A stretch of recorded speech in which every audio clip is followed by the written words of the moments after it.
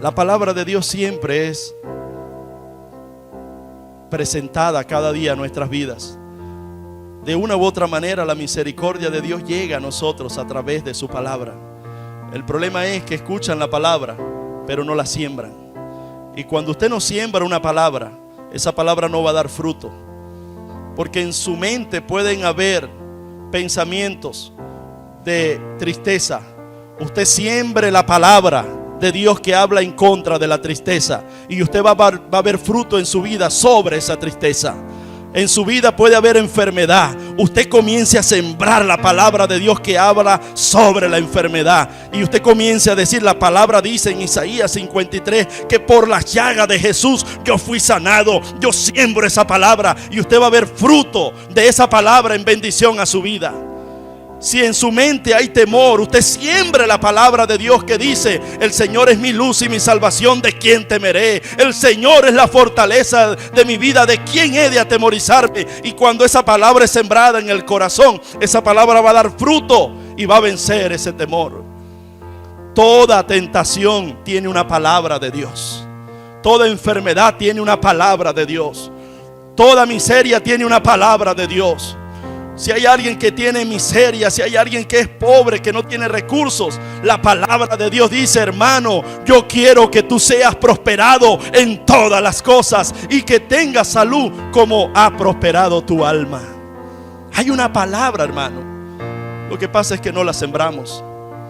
Por eso el título del mensaje: reteniendo la semilla. Reteniendo y guardando la semilla. El Señor hoy está hablando palabra, amados. Para eso me envía a mí cada domingo. Para eso me envía a mí cada jueves. O a todo aquel que viene a predicar su palabra aquí. Pero si usted no siembra esa semilla, si usted no retiene esa palabra y la guarda, usted no va a salir más que vencedor. Usted realmente estaría perdiendo el tiempo. Pero cuando usted dice: yo me aferro a esa palabra, nunca se me va a olvidar cuando yo tenía deudas. Nunca se me puede olvidar que mis deudas eran impagables. Y era más lo que llegué a pagar de intereses que lo que ya debía. Eran más los intereses que lo que debía. Hasta que un día, cuando leí Romanos capítulo 8, verso 31 en adelante, que el Señor dice: porque si yo no escatimé en dar a Jesús a morir en una cruz por ustedes, ¿cómo no les daré con Él también todas las cosas? Hasta que escuché y vi que el Señor dice en su palabra: yo soy el dueño del oro y de la plata. Hasta que escuché y leí en su palabra que dice: no he visto justo desamparado, ni su descendencia que mendigue pan. Y yo le creí a esa palabra y le dije: Señor, si tú eres el creador del universo, si tú eres el dueño del oro y de la plata, si tú eres mi Padre y tú diste lo mejor por mí, ayúdame a pagar esas deudas, Señor. Abre los cielos, Señor. Yo creo en tu palabra, Señor. Yo creo que salgo de mis deudas. Yo creo, Señor, que salgo de esta esclavitud, de esta miseria. Señor, yo creo en la abundancia. Yo creo en la prosperidad tuya. Yo creo en lo que dice Efesios capítulo 1, que ya fuimos benditos con toda bendición espiritual en los cielos y en la tierra. Yo lo creo, Señor. Y el Señor pagó mis deudas. El Señor restauró mi vida económica. El Señor hizo milagros en mi vida, amados. Pero yo me enamoré y me aferré a esa palabra. Y eso es personal, ¿sabe? Si usted lo cree, esa semilla usted la siembra. Iglesia, Dios quiere que usted y yo seamos bendecidos por Él. Dios quiere derramar bendiciones mayores sobre esta iglesia. Pero tenemos que retener y guardar la palabra. Y sabemos que la semilla es la palabra de Dios. Y así como nadie puede evitar que la lluvia caiga, nadie va a poder evitar lo que ha salido de la boca de Dios para ti, para tu familia.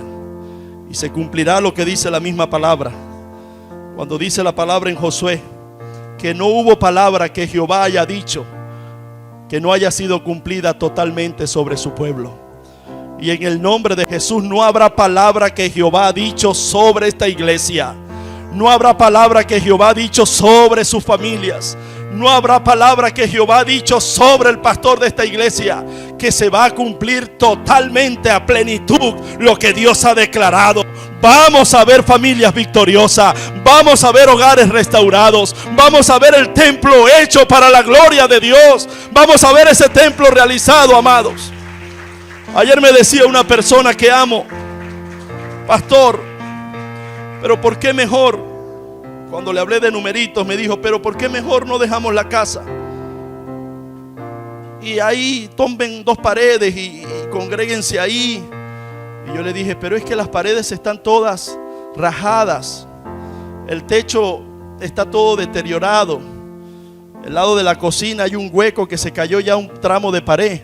Pero no importa, remienden, tapen, cómprenlo, van a gastar menos. Compren los bloquitos, las láminas de zinc. Bueno, no importa, si llueve se van para un ladito y si llueve se van para el otro ladito. Y yo lo escuché, porque hay que escuchar, amados, con amor. Nunca contiendes con nadie, así sea tu papá o tu mamá. Pero yo llegué a mi casa, llamé a mi esposa, me desahogué con ella y le dije: mi amor, ve, el Señor ha dicho esto, mi amor. El Señor me ha dicho que compre el terreno y lo compramos. El Señor me ha dicho que haga el bajareque y lo hicimos. Ahora el Señor me ha dicho que llame al pueblo y le diga que en el nombre de Jesús comienza la construcción este año y vamos a ver ese templo establecido ahí. Lo mejor para Dios, lo primero para Dios y lo escogido para Dios.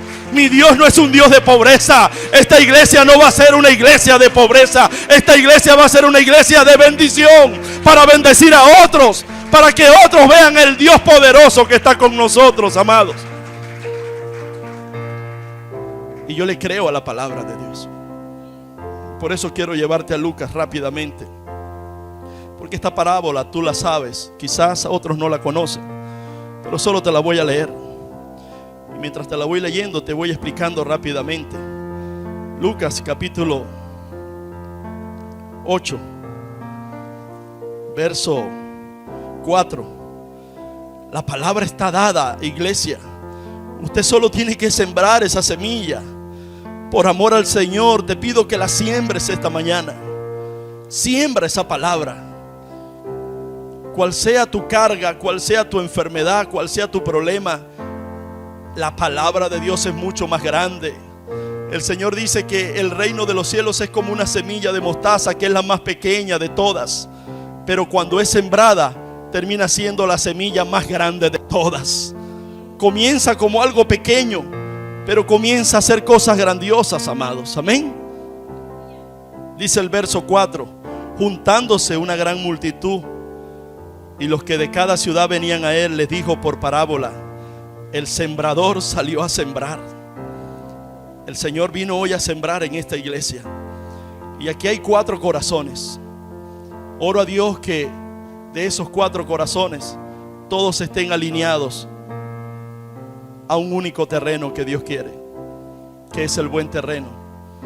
Qué triste sería para mí y para ti que después de yo estar aquí 40 minutos predicando, tú no seas un buen terreno y te pierdas la bendición. Porque repito, Dios quiere bendecirte. El sembrador salió a sembrar su semilla, y mientras sembraba, una parte cayó junto al camino y fue hollada, y las aves del cielo la comieron.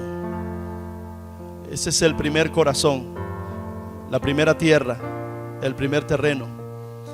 Por supuesto que el diablo sucio en esta mañana ha querido robar esa semilla. Por supuesto que cuando la palabra de Dios es soltada, el diablo siempre va a estar zarandeando. El diablo siempre va a querer robar esa semilla.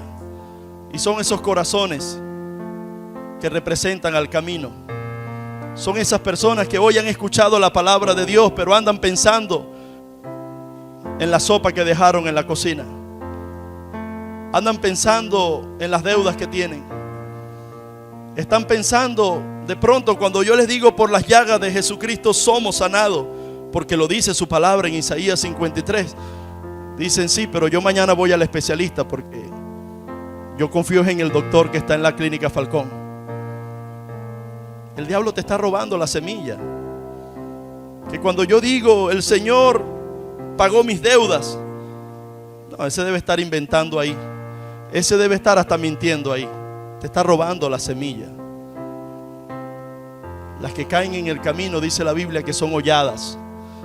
¿Y saben lo que significa la palabra hollar? Pisotear. Pisotear.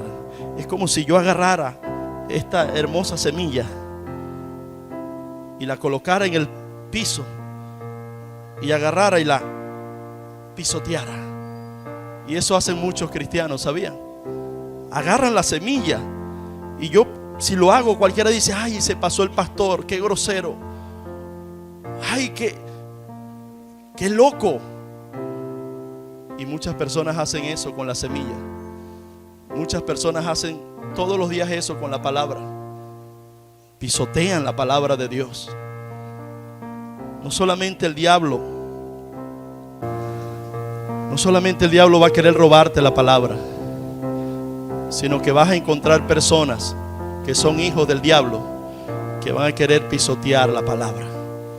Y son esas personas que uno se encuentra. Yo no sé si a usted le ha pasado, pero a mí me ha pasado. Que usted de pronto haya llegado el domingo pasado a su casa y usted de pronto dice en su casa o en el trabajo o en la universidad.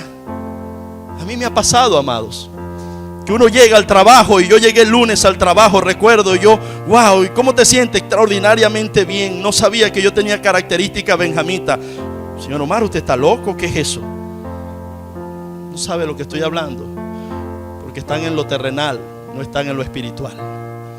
Y de pronto yo, mire, ¿saben una cosa? Yo no sabía que yo era el consentido de Dios, porque vengo de un trasfondo de dolor, pero Dios convirtió mi tristeza en baile. Y ahora soy el más próspero y el más bendecido de Dios. Bueno, yo no sé, pero a mí me está yendo bien. Y yo, desde que estoy prendiéndole velas a la chinita, me está yendo mejor. Están hollando la palabra, están pisoteando la palabra y le están dando la gloria a un santo en vez de dársela al Dios Todopoderoso, que toda rodilla tiene que inclinarse a Él y toda boca tiene que confesar que Jesucristo es el Señor, el Rey de Reyes y Señor de Señores, en los cielos, en la tierra y debajo de la tierra. Esos que oyen la palabra y que la pisotean, es lo que dice el Señor: no des perlas a los cochinos. El mismo Señor dice: no den perlas, hijos, no den perlas. Cuando Dios dé una palabra a tu vida, tú siémbrala y guárdala en tu corazón, porque te vas a encontrar personas que te van a desanimar. De pronto Dios te da una palabra hoy y te dice: mira, hijo, inténtalo, lo has intentado 100 veces, pero inténtalo esta vez. En mi nombre echa la red y sal como Pedro: Señor, en tu nombre echaré la red. Y vas a ver que esa empresa va a prosperar. Si has orado muchas veces por tus hijos, por muy profundo que estén en el pecado, ora por ellos, porque esta vez yo voy a hacer algo poderoso en tu hijo. Yo voy a hacer algo poderoso en tu matrimonio. Tú sales de aquí con esa palabra, y cuando llegas allá a los amigos, a las amigas, le das la palabra: el Señor me dijo que ahora sí lo va a hacer con mi hijo. ¿Qué, muchacha? ¿Estáis loca? Si tu hijo cada vez está más perdido en las drogas. ¿Estáis loca si tu esposo cada vez es peor? Ya ni duerme aquí. Esos son los que oyen la palabra y la pisotean. No deje que nada ni nadie pisotee la palabra que Dios le ha dado. No puede callar, y por eso el Señor ha traído hoy ese júbilo. No podremos callar. El día que alguien venga a decirle algo en contra de la palabra de Dios, usted respóndale de esta manera: el cielo y la tierra pasarán, pero la palabra de Dios permanece para siempre. Y yo creo en esa palabra. Yo creo en esa palabra. Me levantaré en el nombre de Jesús. Mi familia será restaurada. Mi matrimonio será bendecido. Mi hogar será prosperado. Mi iglesia será prosperada por el Señor. Usted tiene que creerlo, amados. Y el Señor sigue diciendo: los que otra parte cayó sobre la piedra y nacida se secó porque no tenía humedad. Wow. El mismo Señor lo explica. No tenía humedad, pero no tenía profundidad. Entonces ese corazón es el que dijo: le voy a hacer caso al pastor, voy a sembrarla. Pero no basta con que usted la siembre hoy, porque no vaya a ser que pase como el que cayó en pedregales, que es cierto, la sembró, pero no tenía profundidad y no tenía humedad. ¿Sabe qué significa eso? Profundidad significa que si usted se conforma solamente con sembrarla, el que da el crecimiento es Dios. Y para que usted crezca espiritualmente, usted tiene que tener comunión con Dios. Para que usted crezca espiritualmente, usted tiene que orar. Para que usted crezca espiritualmente, usted tiene que leer la Biblia. Para que usted crezca espiritualmente, usted tiene que meterse a solas con Dios. No sea de esos cristianos domingueros, esos cristianos que dicen yo me conformo con ir el domingo y ya está. No, usted va a ser entonces de las que cayó en pedregales. Pero usted dice, Señor, yo quiero tener raíces profundas, porque los que tenemos raíces profundas con Dios, vendrán ríos, vendrán tormentas, saldrá el sol y quedará quemarme, pero yo tengo un Dios que me va a sostener, porque Él es mi roca. Los que tenemos raíces profundas con Dios, vamos a prosperar todos los días de nuestras vidas. Los que tienen raíces profundas con Dios serán fructíferos, no solo los enero, fructíferos todos los meses del año, todos los días de su vida. Los que tenemos raíces profundas con Dios, vivimos por fe y no por vista. Los que tenemos raíces profundas con Dios, decimos, yo he orado mucho por esta petición, pero todavía no la veo. Pero no importa que no la vea, porque aunque yo no la vea, mi Dios está trabajando. Porque la fe es la certeza de lo que se espera y la convicción de lo que no se ve. Y lo que hoy estoy viviendo y lo que hoy está pasando en mi vida es una leve tribulación que está produciendo en mí una mayor fuerza de fe para depender más del Señor. Si no encuentro medicinas en una farmacia, si no hay alimentos en un supermercado, si veo caos en la sociedad, si veo caos en la parte política, eso significa que Dios lo ha permitido en Venezuela para que nos arrepintamos de corazón, para decirle, Señor, quebrántame, doblégame. Señor, yo lo que quiero es decirte hoy que mi dependencia eres tú, Señor. Tú eres mi proveedor, tú eres mi confianza, tú eres mi vida, tú eres, Señor, mi bendición. Mi dependencia está en Él, tú eres mi sanidad. Si usted no intima con Dios, usted no va a tener raíces profundas con Él. Y el Señor sigue diciendo, otra cayó. ¿Dónde cayó la otra? Otra parte cayó entre espinos, y los espinos que nacieron juntamente con ella también la sembró, creció, pero termina como una vez David pecó. Cuando David estaba en la casa de sus padres, los padres lo ignoraron, porque el padre de David, Isaí, le dijo al profeta, sí, tengo uno por allá, el último. Ni siquiera se acordaba de él. Dios lo honró, porque lo que no estaba viendo su padre terrenal, lo estaba viendo su padre celestial. Pero después lo llevó a palacio, lo llevó a una cueva de Adulán, y ahí Dios lo honró y le demostró que aunque él se sentía solo, Dios estaba con él.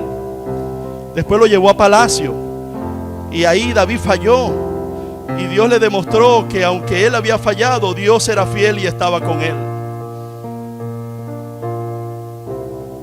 Un día, cuando censó al pueblo, estaba viendo con quién contaba, porque él quería saber cuántos soldados tenía para ir en contra de los enemigos.